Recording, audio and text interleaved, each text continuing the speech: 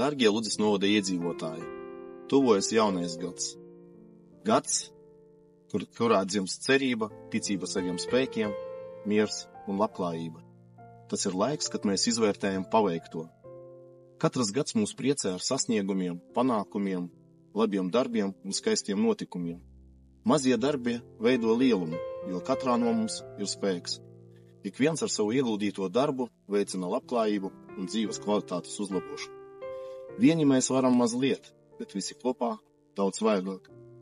Būsim vienoti, palīdzēsim un atbalstīsim viens otru, vairosim sirsnību un labestību. Ar ticību un pārliecību raudzīsimies nākotnē, jo atskatoties uz paveikto, mums ir ar ko lepoties, jo izdarīts ir ļoti daudz. Šajā gadā vēlos pateikties visiem, kas mums ir palīdzējuši, atbalstījuši un sadarbojušies ar mums, lai sasniegtu mērķus un veicinātu mūsu novada attīstību. Paldies visiem Ludzas novada iedzīvotājiem, kuri šeit dzīvo, strādā, veido ģimenes, rot iedvesmu un iedvesmo apkārtējos. Lai jaunais gads nes mums prieku un mīlestību, mieru un labklājību, lai piepildās jūsu sapņi un cerības. Krāsosim jauno gadu spilgtākos toņos kā ierasts. Laimīgu, panākumiem bagātu jauno 2024. gadu.